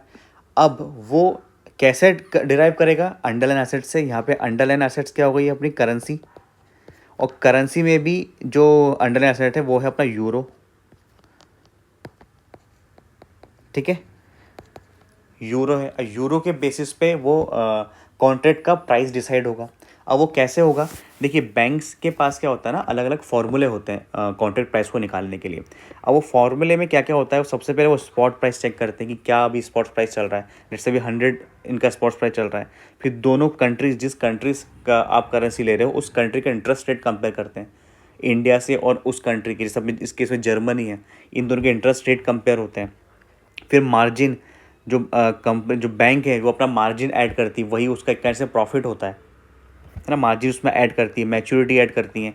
फिर इन सब चीज़ों को निकाल के कैलकुलेशन एक फॉर्मूला में फिट करके फिर कॉन्ट्रैक्ट की वैल्यू निकल के आती है, ठीक है। अब लेट्स से इस केस में बैंक ने सब कैलकुलेशन किया, बैंक की जो वैल्यू निकल के आई कॉन्ट्रैक्ट की, वो ये 100.10, ठीक है। 100.10 की इनकी वैल्यू निकल के आई है। अब बैंक क्या करेगी, बैंक जो राहुल को ऑफर देगी ना, वो यही प्राइस पे देगी कि 100.10 पे कॉन्ट्रैक्ट साइन होगा, राहुल को कंडीशन देगी, वो 100 रुपीज़ पे कॉन्ट्रैक्ट साइन नहीं करेगी, वो 100.10 पे कॉन्ट्रैक्ट साइन होगा, उसका जो वैल्यू मिलेगी राहुल को वो 100.10 के हिसाब से मिलेगी। ठीक है, तो अब इस ऐसे करके तो इनका कॉन्ट्रैक्ट प्राइस निकल जाता है, वो अलग अलग फॉर्मूले से निकलता है। ठीक है, अब ये तो हो गया है इसका। अब एक डाउट आता है कि अभी अपन ने क्या करा है, राहुल ने कॉन्ट्रैक्ट कर लिया। ठीक है, अभी क्या हुआ, राहुल ने अपना कॉन्ट्रैक्ट कर लिया, उसको जो डर था कि 100 का प्राइस 102 हो जाएगा, उसने इस रिस्क को हैच करने के लिए बैंक के साथ कॉन्ट्रैक्ट कर लिया है। यहाँ पे राहुल की जो रिस्क है वो मैनेज हो गई। राहुल को अब नहीं है टेंशन कुछ भी कि अब आगे जाके क्या 3 महीने बाद जो भी होता है राहुल को बैंक पैसा दे देगा। अब बात आती है बैंक ने क्या करा है, बैंक के छोटे से मार्जिन के लिए, लेट से ये 10 है, तो इस केस में लेट से बैंक का प्रॉफिट हो गया 10 लाख रुपीज़ का, है ना। ये बैंक का प्रॉफिट मार्जिन मान सकते हैं अपन कि लेट से बैंक ने इस पूरे ट्रांजेक्शन में 10 लाख रुपए कमाए। तो बैंक क्या ये 10 लाख रुपए कमाने के चक्कर में क्या ये 2 करोड़ का लॉस खुद उठाएगा? क्योंकि इन केस अगर प्राइस ऊपर चला गया, लेट से 103 चला गया प्राइस, तो फिर क्या होगा, राहुल तो सेफ है, राहुल का डील तो ये 100 रुपीज़ के प्राइस पे हो जाएगा। बट बैंक क्या करेगा फिर? बैंक कैसे अपने आप को हैज करेगा? बैंक थोड़ा ना ये रिस्क उठाएगा। अब बैंक अपने आप को हैज करने के लिए क्या करता है उसको समझते हैं। तो देखो, जैसे ही बैंक राहुल के साथ कॉन्ट्रैक्ट करेगा उसी टाइम पर बैंक भी क्या करता है, वो इंटर बैंक फॉरेक्स मार्केट में कॉन्ट्रैक्ट कर लेता है। ठीक है, अब इंटर बैंक फॉरेक्स मार्केट क्या होता है, सबसे पहले उसको देख लेते हैं। देखो, ये बेसिकली क्या है, ये एक होलसेल करेंसी मार्केट है जहाँ पे कि बड़े बड़े बैंक्स हो गए, सेंट्रल बैंक्स हो गए, लार्ज इंस्टीट्यूशन हो गए, ये सब यहाँ पे क्या करते हैं, फॉरवर्ड करेंसी को जो होते हैं कॉन्ट्रैक्ट्स, फॉरवर्ड करेंसी और फ्यूचर करेंसी, ये बेसिकली बैंक्स यहाँ पे ट्रेड करते हैं। कहाँ पे? इंटर बैंक फॉरेक्स मार्केट में। यहाँ पे इंडिविजुअल पर्सन अलाउड नहीं होती, यहाँ पे सिर्फ ये बैंक्स हो गए, बड़ी बड़ी bank, central banks, large institution, यही लोग यहाँ पे आके फॉरवर्ड और फ्यूचर में करेंसी कॉन्ट्रैक्ट ट्रेड करते हैं। ठीक है, अब अपने एग्जांपल में अगर देखें तो राहुल ने क्या किया, इस एग्जांपल में जो बैंक है, बैंक क्या हो गया है, वो हो चुका है सेलर और राहुल हो चुका है बायर। राहुल ने क्या किया था, यहाँ पे राहुल ने बैंक से कॉन्ट्रैक्ट बाय किया था। ठीक है, दूसरी साइड में बैंक ने क्या किया, बैंक यहाँ पे बन चुका है बायर और इंटर बैंक फॉरेक्स मार्केट में लेट से इसने यहाँ पे ट्रेड लिया है आरबीआई के साथ, तो आरबीआई हो चुका है सेलर। ठीक है, आरबीआई हो चुका है यहाँ पे सेलर। अभी कैसे काम करता है, इसमें बैंक ने कैसे हैच किया उसको करके उसको थोड़ा सा अपन समझ लेते कैसे बैंक ने यहाँ पे हैच किया है। तो देखो, राहुल ने क्या किया, राहुल ने बैंक के पास गया, लेट्स से एचडीएफसी बैंक का एग्जांपल लिया था, एचडीएफसी बैंक के पास गया, उसने 100 रुपीज़ के प्राइस पे कॉन्ट्रैक्ट उसने बाय कर लिया। ठीक है, बट एचडीएफसी बैंक ने क्या किया था, उसको 100.10 का प्राइस उसने उसको फॉरवर्ड कॉन्ट्रैक्ट का ऑफ़र किया था। ऑफ़र क्या मतलब, उसने उसको कोट किया था कि 100.10 के प्राइस पे ही अपन कॉन्ट्रैक्ट साइन करेंगे। किसने? एचडीएफसी बैंक ने। अब दूसरी ओर एचडीएफसी ने क्या करा, यहाँ पे राहुल का रिस्क जो है वो तो मैनेज हो चुका है, बट एचडीएफसी वो है वो रिस्क में आ चुका है। अगर प्राइस बढ़ गया तो इन दी एंड क्या होगा, एचडीएफसी को 2 करोड़ का लॉस होगा।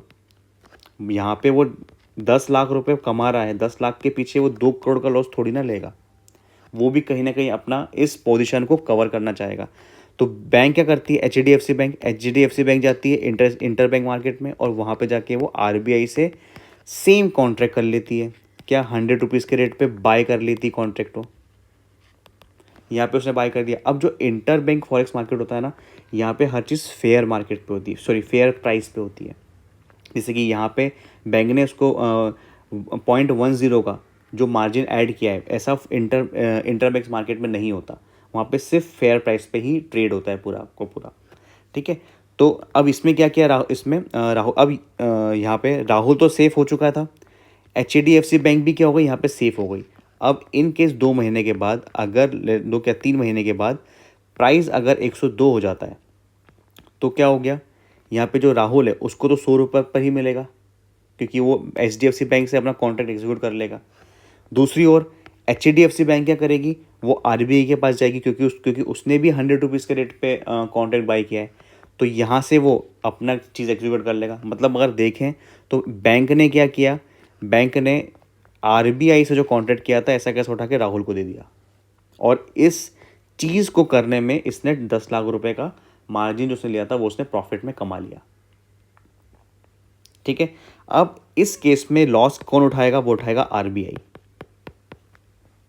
जो पूरा लॉस हुआ है, जो 2 करोड़ का लेट से लॉस होगा, वो उठाएगा RBI। अब बात आती है RBI क्यों उठाएगा। अब देखो RBI उठाएगा क्योंकि RBI जो है, RBI का काम प्रॉफिट कमाना नहीं है। RBI का काम है कि जो करेंसी मार्केट है वो स्टेबल चलता रहे, है ना। उसमें जो रूपी और यूरो के बीच में जो भी ट्रांजेक्शन हो रहे हैं, है ना, वो डिमांड सप्लाई जो है वो प्रेशर कंट्रोल में रहे। तो RBI को प्रॉफिट कमाने नहीं आया यहाँ पे वो चीज़ों को मैनेज करने के लिए आया है। तो ये जो पूरा लॉस हो जाएगा वो होगा किसको, RBI के पास में। अब अधिकतर जितने भी बैंक हैं, अगर आप देखोगे ICICI बैंक से कोई भी कॉन्टैक्ट करता है तो वो अधिकतर सब जाएंगे RBI के पास में कॉन्टैक्ट करने के लिए। वो कभी दूसरे बैंक से कॉन्टैक्ट नहीं करेंगे, वो दूसरा बैंक करेगा ही नहीं। क्योंकि अगर उसने HDFC से कर लिया, लेट्स से HDFC ने ICICI से कॉन्टैक्ट कर लिया इंटर बैंक उसमें, तो इन दी एंड किसको, फिर ICICI को लॉस उठाना पड़ेगा। तो इसलिए जितने भी प्राइवेट बैंक्स हैं ना, ये सीधे जाते हैं सेंट्रल बैंक के पास, और जो भी प्रॉफिट मार्जिन होता है, लॉस होता है, वो बियर करता है सेंट्रल बैंक्स। जैसे अपने इसमें RBI हो गया, US हो गया, फेडरल बैंक हो जाएगा। ठीक है, तो इस टाइप से फॉरवर्ड करेंसी कॉन्ट्रैक्ट ये काम करता है। ठीक है, अब और देखते हैं थोड़ा सा अपन इसको आगे।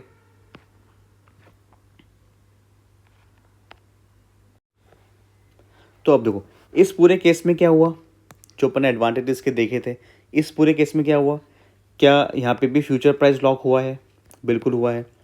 क्या ये ओवर द काउंटर कॉन्ट्रैक्ट है, ऑब्वियसली बात है। यहाँ पे भी क्या डायरेक्ट बायर और सेलर के बीच में ही कॉन्ट्रैक्ट साइन हुआ है, इसमें कोई भी एक्सचेंज और गवर्नमेंट का इन्वॉल्वमेंट नहीं है जब ये कॉन्ट्रैक्ट हुआ है। क्या मार्जिन रिक्वायरमेंट है, यहाँ पे बैंक ने, या तो बैंक, अगर आप बैंक के पुराने कस्टमर्स हैं तो फिर बैंक क्या करेगा, यहाँ पे कोई भी मार्जिन नहीं लेगा। बट अगर आप पहली बार अगर ट्रांजेक्शन कर रहे हैं बैंक से, तो बैंक या तो आपसे कुछ मार्जिन मांग सकता है, या तो फिर जो आपका अकाउंट है, अकाउंट में से कुछ बैलेंस को फ्रीज कर सकता है ना। वो बैंक्स की टर्म्स कंडीशन के ऊपर डिपेंड करता है। बट ये भी क्या डिपेंड करता है, पार्टीज़ के ऊपर, कि अगर आप एक्जिस्टिंग कस्टमर है बैंक के, आपका अगर रिकॉर्ड अच्छा है, तो हो सकता है वो आपको LC देते, लेटर ऑफ क्रेडिट, आपको कुछ ये सब चीज़ करने की ज़रूरत ना पड़े, है ना। तो ये सब चीज़ें भी हो सकती हैं। कस्टमाइजेशन, ऑब्वियसली यहाँ पे भी कस्टमाइजेशन है। आप बैंक के पास जाके जो भी आपका साइज़ है, जो भी आपको जितनी क्वांटिटी में चाहिए, जब तक की डेट चाहिए, आप बैंक से वो कॉन्टैक्ट कर सकते हैं, कस्टमाइजेशन अवेलेबल है। सर्टेनिटी में सेम, सामने वालों को एक रिस्क उसका जो है वो सेफ हो चुका है पूरा, कि अगर राहुल के केस में उसको पता है कि 3 महीने बाद जो उसको 100 यूरो के रेट पे ही उसको देना है, तो उसका यहाँ पे जो रिस्क है वो मैनेज, जो अपने फ्यूचर कैश फ्लो को वो मैनेज कर सकता है। दूसरे डिसएडवांटेज की बात करें, अब यहाँ पे एक और डाउट आता है डिफ़ॉल्ट रिस्क को लेके, कि क्या यहाँ पर भी डिफ़ॉल्ट रिस्क है, क्योंकि यहाँ पे अपने बैंक से किया है, तो डिफ़ॉल्ट रिस्क यहाँ पर भी है। देखो राहुल डिफ़ॉल्ट कर सकता है, ऑब्वियसली बातें कर सकता है। क्या बैंक डिफ़ॉल्ट कर सकती है, तो बैंक भी डिफ़ॉल्ट कर सकती है।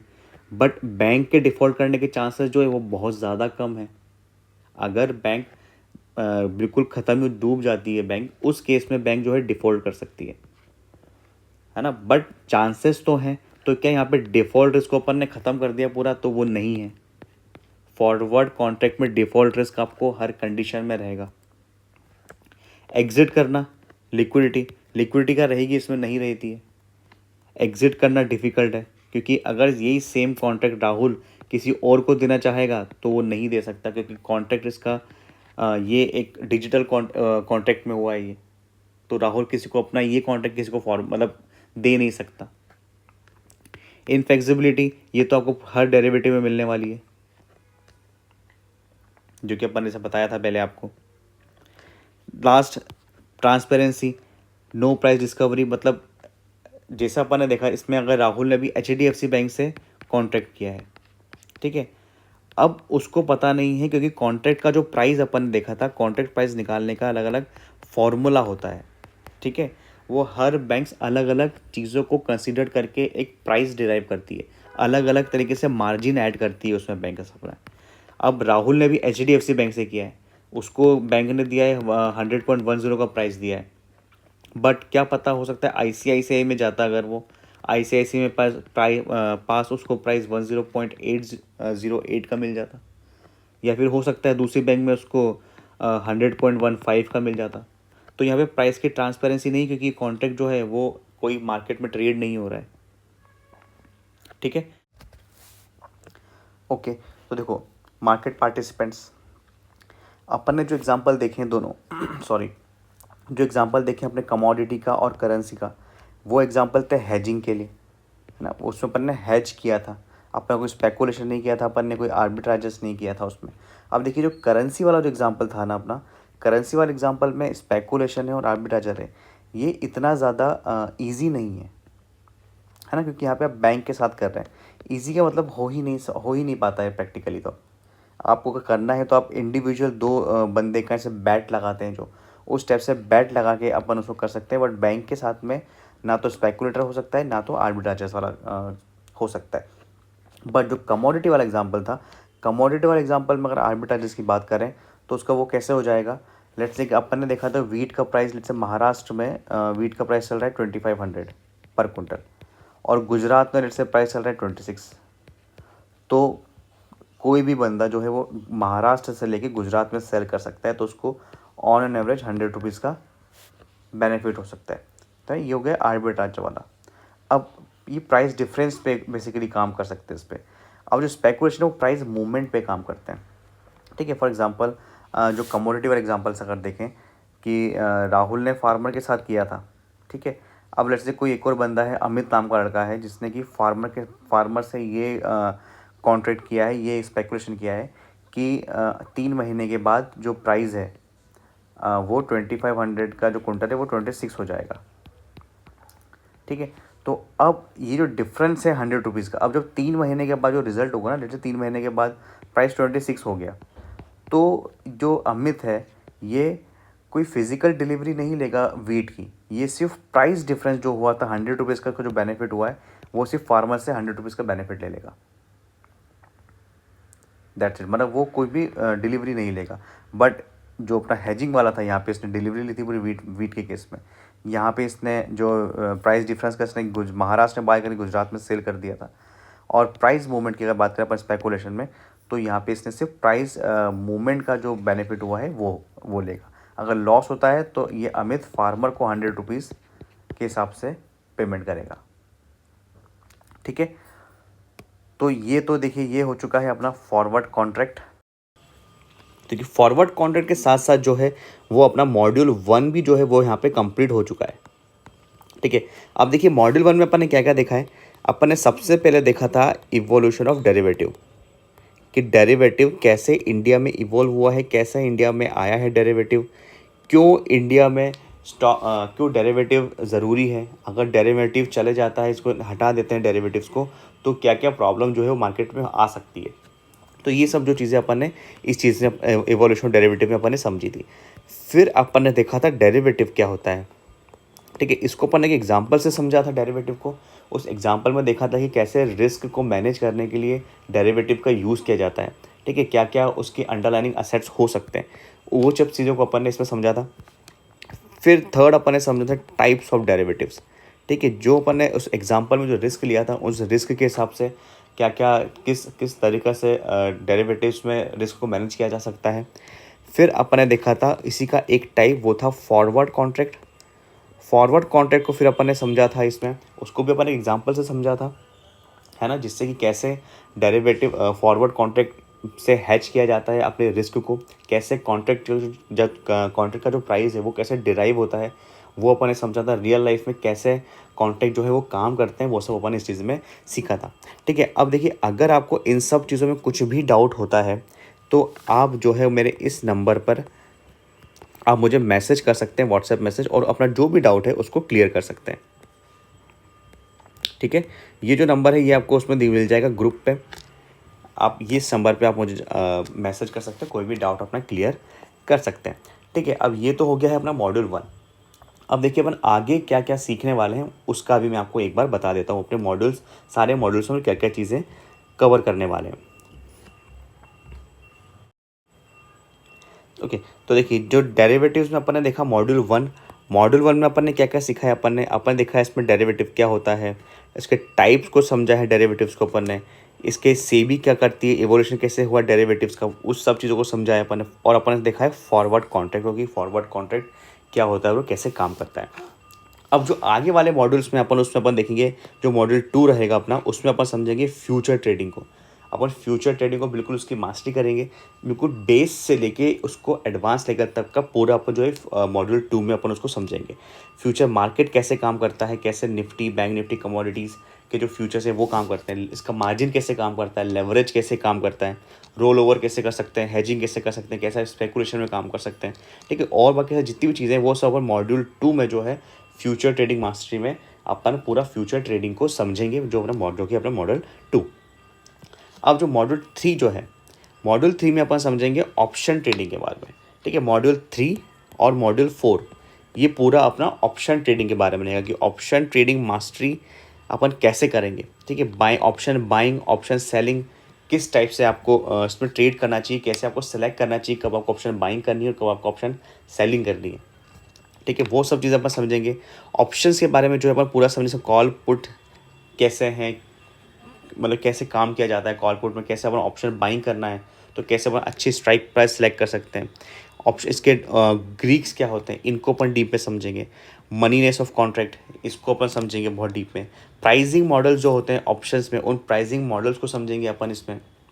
ठीक है, और ऑप्शन बाइंग की देखें तो ऑप्शन सेलिंग में आपने सुना होगा, ऑप्शन सेलिंग में काफ़ी ज़्यादा रिस्क होता है। ठीक है, ऑप्शन बाइंग में भी रिस्क होता है, तो उसको कैसे रिस्क को कंपेयर करना है, कैसे रिस्क के ऊपर को मैनेज करना है, वो सब चीज़ें अपन समझेंगे। ठीक है, तो मॉडल 3 और जो मॉडल 4 है वो अपना रहने वाला है ऑप्शंस के बारे में, जिसमें पूरा डिटेल में अपन ऑप्शंस को समझेंगे हर एरिया में।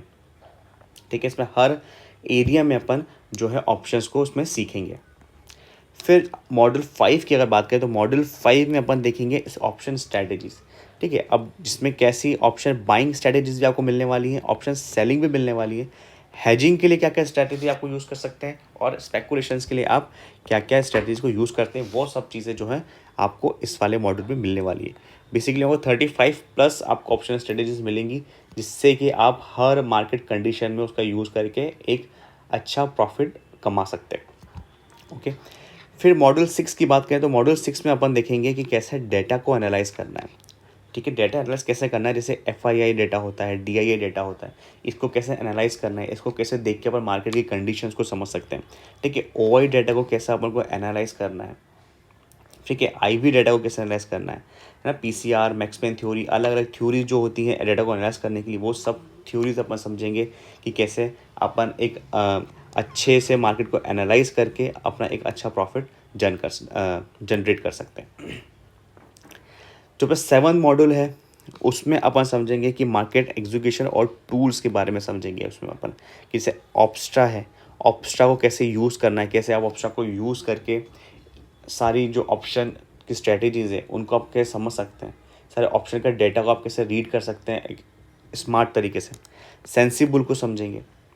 ठीक है, ट्रेडिंग व्यू को समझेंगे। ट्रेडिंग व्यू में अपन सिर्फ चार्ट देखते हैं, बट उसमें भी और भी काफ़ी सारी चीज़ें होती हैं, उस चीज़ को अपन समझेंगे। आपका जो भी ब्रोकर प्लेटफॉर्म है उसमें भी क्या क्या फ़ीचर्स अपन को देखने को मिलते हैं, उन सब फीचर्स को अपन अच्छे से यूज़ करना सीखेंगे। ठीक है, फिर लास्ट जो अपना मॉड्यूल होगा जो कि मॉड्यूल 8 है, जिसमें अपन समझेंगे रिस्क मैनेजमेंट को और साइकोलॉजी को। ठीक है, तो इसमें पूरे मॉड्यूल्स में अपन समझेंगे कि कैसे आपको अपने रिस्क को मैनेज करना है, कैसे अपने इमोशन को कंट्रोल करना है, क्या क्या हैबिट जो है वो आपको डालनी पड़ेंगी जिससे कि आप एक प्रॉफिटेबल ट्रेडर बन सकते हैं। क्योंकि देखिए इस चीज़ पे ना कोई भी ध्यान नहीं देता है, बट ये जो है बहुत ज़्यादा इम्पॉर्टेंट प्ले करती है साइकोलॉजी। तो इस पे अपन पूरा डेडिकेटेड इसमें अच्छा खासा टाइम देंगे अपन अपने रिस्क मैनेजमेंट और साइकोलॉजी में। ठीक है, ओके, तो ये हो चुका है अपना डेरिवेटिव मास्टरी कोर्स। अपन डेरिवेटिव मास्टरी कोर्स में क्या क्या सीखने वाले हैं वो अपन ने अभी देख लिया। अपने पूरे 8 मॉड्यूल्स को अपन कैसे कवर करने वाले हैं वो चीज़ अपन ने इसमें सीखी। ठीक है। अब देखिए इसके साथ में आपको कुछ एडिशनल बोनस जो है जो कि मैं आपको देने वाला हूँ इस पूरे मास्टरी कोर्स में, उसको भी एक बार चेक कर लेते हैं। देखिए अगर आप उन लोगों में से हैं जिनको पढ़ने का बहुत शौक है, जिसको मतलब बुक्स पढ़ के भी वो काफ़ी कुछ सीख सकते हैं, तो उन लोगों के लिए ये बहुत अच्छा ऑफ़र है जिसमें कि मैं आपको ये सारी बुक्स देने वाला हूँ। ठीक है, स्टॉक मार्केट बेसिक, अगर आपको स्टॉक मार्केट के बारे में बिल्कुल भी नॉलेज नहीं है तो ये बुक जो है वो आपको मास्टरी करवा देगी। आपको फंडामेंटल एनालिसिस सीखना है कि कैसे स्टॉक मार्केट में इन्वेस्ट किया जाता है, कोई इन्वेस्टिंग के बारे में सीखना है, तो ये बुक जो है वो ये आपको बहुत हेल्प करेगी आपकी इन्वेस्टिंग जर्नी में। फ्यूचर ऑन ऑप्शंस और ऑप्शन स्ट्रेटेजीज, देखिए ये तो अभी अपन इस पूरे कोर्स में कर ही रहे हैं, बट अगर आप और कुछ एक्स्ट्रा में कुछ और देखना चाहते हैं तो आपको इस बुक्स में भी मिल जाएगा। एक्स्ट्रा में तो क्या, वैसे अपन पूरा का पूरा कोर्स में सब मास्टरी पूरा कवर करने वाले हैं, तो बट अगर आपको रिवीजन करना है बाद में कभी भी आप ई बुक्स को पढ़ सकते हैं। अगर आपको म्यूचुअल फंड में इन्वेस्ट करना है कि आप म्यूचुअल फंड में इन्वेस्ट करना चाहते हो, सीखना चाहते हैं म्यूचुअल फंड को, तो आपको ये वाली बुक जो है वो हेल्प करेगी। साइकोलॉजी, देखिए साइकोलॉजी जितनी पढ़ो उतनी ज़्यादा कम है। अभी अपन इस कोर्स में साइकोलॉजी को समझेंगे, बट फिर भी आप और भी इसके बारे में कुछ सीखना चाहते हैं, जानना चाहते हैं, तो आप ये साइकोलॉजी की बुक है उसको आप पढ़ के सीख सकते हैं। ठीक है, तो ये जो चीज़ है ये अगर आपको बुक रीड करने का शौक़ है ना, तो ये बुक्स जो हैं आपके लिए बहुत बहुत बहुत ज़्यादा हेल्पफुल हो सकती हैं। ठीक है, अब जो नेक्स्ट चीज़ जो है, देखिए ये जो अपना पूरा कोर्स है, ये जो पूरी कोर्स की जो क्लासेस होने वाली है ये आपकी लाइव क्लासेस होने वाली है। ये आपको कोई रिकॉर्डेड वीडियो नहीं मिलेगा इसमें, ये आपको लाइव अपन जूम पे जो है अपनी क्लासेस करेंगे। ठीक है, अब देखिए ये जो बैच है, ये वाला जो बैच है, ये बैच बेसिकली स्टार्ट होगा 15 सितंबर से। ठीक है, ये 15 सितंबर से ये वाला बैच स्टार्ट होगा, और जो इसका टाइम है, इसका जो टाइम जो है वो डिसाइड होगा 13 तारीख को। ठीक है, 13 तारीख को कैसे डिसाइड होगा, अपने जितने भी स्टूडेंट इसमें एनरोल करते हैं उन स्टूडेंट्स से उस स्टूडेंट के पास में 4 स्लॉट जो है वो टाइम के देने वाला हूँ। 2 स्लॉट होंगे मॉर्निंग के, 2 स्लॉट होंगे इवनिंग के। अब जिस पे ज़्यादा वोटिंग होगी उस वोटिंग के हिसाब से अपन अपनी क्लास का टाइमिंग डिसाइड करेंगे। ठीक है, जिससे कि सबका टाइम, जितने ज़्यादा लोग लाइव क्लास में होंगे उतना ज़्यादा अच्छा है, इसलिए टाइम मैं डिसाइड नहीं करूँगा, टाइम आप लोग डिसाइड करेंगे। मैं आपको 4 स्लॉट दूंगा, 4 स्लॉट में से जो जिसमें ज़्यादा वोटिंग होगी उस वोटिंग पे अपनी क्लास लगेगी। ठीक है, तो ये हो गया कि आपको इसमें लाइव क्लासेस अपन इसमें करने वाले हैं। तीसरा अगर बोनस अगर देखें तो आपको हमारा जो है 1 साल का पर्सनल सपोर्ट मिलने वाला है। ठीक है, मैं आपको मेरा इसमें पर्सनल नंबर दूंगा, जिससे कि आपको कुछ भी डाउट होता है वो डाउट आप व्हाट्सएप पे मुझसे मैसेज करके क्लियर कर सकते हैं। वैसे आपके डाउट सेशन लगेंगे, अपन जो जूम पे डाउट सेशन लेंगे, बट फिर भी अगर आपको क्लास से अलावा कुछ और डाउट होता है कि आपको अगर लेट्स से कि देखिए इसमें मैं आपको कोई एडवाइज़री, मैं आपको कोई कॉल टिप्स नहीं देने वाला हूँ, बट अगर आप इसको सीखने के बाद चाहते हैं कि सर मैं कॉल टिप्स देना स्टार्ट करना चाहता हूँ लोगों को, तो उस चीज़ में मैं आपकी हेल्प कर सकता हूँ। बट देखिए मैं इसमें आपको कुछ भी कॉल या टिप्स नहीं प्रोवाइड करूँगा। ठीक है, तो आपको कुछ भी सपोर्ट होता है पर्सनल सपोर्ट, तो आप बेझिझक में आपको पर्सनल नंबर मिलेगा आपको मैं, जिसमें कि आप व्हाट्सएप पे अपने सारे डाउट जो है वो आप पूछ सकते हैं। तो नेक्स्ट जो अपना बोनस है वो है ट्रेडिंग जर्नल टेम्पलेट्स और रिस्क कैलकुलेटर। देखिए अधिकतर लोगों को क्या दिक्कत आती है ना, वो लोग ट्रेडिंग जर्नल को मेंटेन नहीं करते हैं। देखिए ट्रेडिंग जर्नल को ना मेंटेन करना काफ़ी ज़्यादा इंपॉर्टेंट हो जाता है अगर आप आपकी साइकोलॉजी को सही करना चाहते हैं, आपको अपने ट्रेड को ट्रैक करना चाहते हैं, आपकी स्ट्रेटजीज को आप बैक टेस्ट करना चाहते हैं, तो आपको ट्रेडिंग जर्नल जो है वो बहुत ज़्यादा इंपॉर्टेंट प्ले करता है। ठीक है, तो इसलिए हम आपको देने वाले ट्रेडिंग टेम्पलेट, जिससे कि आप चाहें तो या तो उसका प्रिंट आउट निकाल के आप यूज़ कर सकते हैं, या तो आप आपके लैपटॉप में इसको यूज़ कर सकते हैं, या फ़ोन में यूज़ कर सकते हैं। आप इसको कैसे भी इसको आप यूज़ कर सकते हैं। दूसरी चीज़, जो दूसरा टूल जो है वो है रिस्क कैलकुलेटर। ठीक है, जो आपको एग्जैक्टली बताएगा कि आपको एक ट्रेड में कितना रिस्क लेना चाहिए। ठीक है, अधिकतर क्या होता है ना, किसी का कोई रिस्क मैनेजमेंट होता ही नहीं है। ठीक है, तो अपन जो रिस्क जो मैनेजमेंट है वो ऑप्शन जब पढ़ेंगे, फ्यूचर पढ़ेंगे, तो उसमें अपन अपना रिस्क को कैसे मैनेज करना है वो अपन सीखेंगे। बट फिर भी आपको ये टूल्स जो है वो आपको प्रोवाइड किया जा रहा है, जिससे कि अगर आपको और ज़्यादा ईजिली काम करना है तो आप इस टूल्स का यूज़ कर सकते हैं। ओके, तो देखिए ये वाला जो बोनस है, ये बोनस सिर्फ करंट बैच के लिए ही है, उसके बाद में ये बोनस नहीं रहेगा, जिसमें कि आपको 4 जो है वो प्राइस एक्शन स्ट्रैटेजीज़ मिलेंगी, जिसका कि आपको 6 महीने का बैक टेस्ट डेटा भी मिलेगा। ठीक है, अब इन स्ट्रैटेजीज़ में वो क्या क्या मिलेगा, देखिए इसमें अपन ने जो स्ट्रैटेजीज़ बनाई हैं वो है इंस्टीट्यूशनल बाइंग जोन और इंस्टीट्यूशनल सेलिंग जोन जो हैं, उस जोन को ध्यान में रख के उस जोन को कैसे ड्रॉ करना चाहिए आपको, उसके बेसिस पे आपकी ये स्ट्रैटेजीज़ हैं, 4 स्ट्रैटेजीज़, ठीक है। तो ये जो स्ट्रैटेजीज़ है, ये जो बोनस है, ये सिर्फ आपको करंट बैच के साथ ही मिलेगा, उसके बाद में ये बोनस नहीं मिलेगा, क्योंकि ये जो है ये अपन हमारा अलग से कोर्स है, ये वाला एक पूरा जो स्ट्रैटेजीज़ वाला जो अपन अलग से देते हैं, बट इस आपको ये डेरिवेटिव मास्टरी में ये भी कंबाइन मिलेगा, ठीक है। अब इसके बाद बात करें तो देखिए सिर्फ इस ही बैच के लिए ये और बता रहे हैं कि जितनी भी रिकॉर्डिंग होंगी अपनी कोर्स की, ये इसका एक्सेस जो है वो आपको लाइफ टाइम के लिए लेने वाला है। बेसिकली जो अपने दूसरी बैच होती है उसमें क्या होता है, जो रिकॉर्डिंग होती है उसका एक्सेस सिर्फ 1 वीक के लिए होता है। 1 वीक के बाद वो जो रिकॉर्डिंग होती है वो एक्सपायर हो जाती है। बट इस बैच के लिए, सिर्फ करंट बैच के लिए आपके पास लाइफ टाइम एक्सेस रहेगा। आप कहीं भी उसको एक्सेस कर सकते हैं और कभी कहीं भी आप उसको पढ़ सकते हैं, कुछ भी डाउट आपका फिर से क्लियर कर सकते हैं, ठीक है। तो ये रिकॉर्डेड वीडियो है वो भी आपको लाइफ टाइम मिलने वाले हैं, ठीक है। अब देखिए जो ये सब जो चीज़ें हैं जो मैंने आपको बताई हैं, अपने derivative mastery course, e books, live online classes, है ना, सपोर्ट, 4 प्राइज एक्शन, और ये सब जो चीज़ें अगर आप देखेंगे तो इन सब का जो टोटल प्राइस निकल के आता है ना, वो बैठता है कुछ लगभग 30,000 के आसपास। तो अभी 30,000 का जो प्राइस है वो आपको नहीं देना है।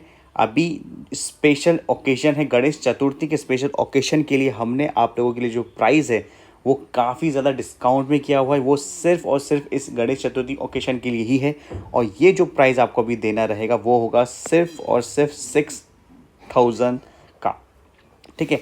सिर्फ 6,000 रुपीज़ में आपको जो है ये पूरा का पूरा मास्टरी कोर्स, सारे बोनसेस, ये सब कुछ आपको इसमें मिल जाएगा। इसका एक्चुअल प्राइस जो अपन देखते हैं वो होता है 30,000, बट अभी गणेश चतुर्थी का जो स्पेशल ओकेजन चल रहा है, उस स्पेशल ओकेजन में सिर्फ ये ऑफ़र जो है ये वैलिड रहने वाला है 5 सितंबर तक। तो ये प्राइस जो है आपको 5 सितंबर तक ही मिलेगा। अब एक चीज़ और बताना चाहूँगा आपको, देखिए ये लिमिटेड टाइम ऑफ़र है, ये मैंने आपको बता दिया। ये ऑफ़र सिर्फ 5 तारीख तक के लिए वैलिड है, और ये गणेश चतुर्थी स्पेशल बैच है अपनी, इसलिए इसके लिए सिर्फ जो है अपनी लिमिटेड सीट्स हैं, जो कि अपन रखी हुई है 20 सीट्स, ठीक है। अब देखिए सबसे पहले चीज़, ये एक स्पेशल बैच है जिसमें कि मैं आपको काफ़ी सारी चीज़ें देने वाले हैं हम इसमें आपको। और दूसरी चीज़, लिमिटेड सीट्स, मेरी अधिकतर बैच में आपको लिमिटेड सीट्स ही दिखेगी, क्योंकि मैं ये चाहता हूँ कि हर स्टूडेंट को एक स्पेशल अटेंशन मिल सके, उसके स्पेशल डाउट क्लियर हो सके सारे 1-to-1 सेशंस में, ठीक है। तो ज़्यादा क्राउडेड रहने में क्या होता है ना, फिर डाउट क्लियर सेशन जब बात आती है तो काफ़ी सारे लोगों के डाउट्स रह जाते हैं, या फिर वो बैच जो क्लास है वो बहुत ज़्यादा लंबी खिंच जाती है। तो इस रीज़न से क्या है, अपन ने सिर्फ इसमें 20 सीट्स ही अवेलेबल रखी हुई हैं, तो जो पहले आएगा उसको ये चीज़ मिल जाएगी, ठीक है। तो अगर आप लोगों को मेरा पढ़ाने का तरीका अच्छा लगा है, आपको मेरा फॉरवर्ड कॉन्टेक्ट जो मैंने पढ़ाया है वो आपको अच्छा लगे, आपको समझ में आया है, तो आप बिल्कुल इस कोर्स में इनरोल कर सकते हैं। प्राइस जो रहेगा वो सिर्फ 6,000 का रहेगा, और ये ऑफ़र सिर्फ 5 सितंबर के लिए वैलिड है। और जैसा कि मैंने आपको बताया था कि ये जो क्लासेस हैं ये 15 सितंबर से अपनी क्लासेस जो है अपन इसको स्टार्ट करेंगे, और बैच का टाइमिंग है वो 13 या 14 तारीख को अपन अपने ग्रुप पे एक पोल डाल के टाइम डिसाइड करेंगे किस टाइम पे आप सब रेडी होते हैं, ठीक है। तो ये है, देखिए बहुत लिमिटेड टाइम ऑफर है। ये प्राइस जो है, ये प्राइस आपको बाद में नहीं मिलेगा। अगर आपको ये प्राइस बाद में मिलता भी है तो इसमें जो कुछ बोनस है वो हट जाएंगे। अधिकतर जो बोनस जो हटेगा, जो मैं आपको बता देता हूँ, वो अधिकतर हटेगा जो 4 प्राइस एक्शन स्ट्रैटेजीज़ हैं, वो बोनस जो है वो आपको इसमें इंक्लूड नहीं होगा, और ऑब्वियस सी बात है प्राइस भी इसमें इंक्रीज़ हो जाएगा, ठीक है। तो अगर आपको और कुछ भी डाउट है, आपको अपने इस कोर्स को लेके, अगर आपको फॉरवर्ड कंटेंट को लेके कुछ डाउट है, और अगर आपको इसमें और कुछ डिटेल जानना है इस कोर्स को लेके, तो आप नीचे गए इस नंबर पे आप मुझे व्हाट्सएप कर सकते हैं और वहाँ पे मैं आपके सारे डाउट क्लियर कर दूँगा, ओके। तो देखिए यहाँ पे आप किसी भी मोड से पेमेंट कर सकते हैं, यूपीआई से पेमेंट कर सकते हैं, आप फ़ोनपे से किसी भी उससे पेमेंट कर सकते हैं, आप क्रेडिट कार्ड से पेमेंट कर सकते हैं। क्रेडिट कार्ड की लिंक जो है वो आपको मैं नीचे ग्रुप में दे दूंगा, ग्रुप में डाल दूंगा आपके इसकी लिंक, जिससे कि आप चाहें तो क्रेडिट कार्ड या डेबिट कार्ड से भी इसका पेमेंट कर सकते हैं, ठीक है। तो देखिए लिमिटेड टाइम ऑफर है, तो जल्दी ग्रैब कीजिए। एंड चलिए, हैप्पी गणेश चतुर्थी, और मिलते हैं अपन अपने आगे।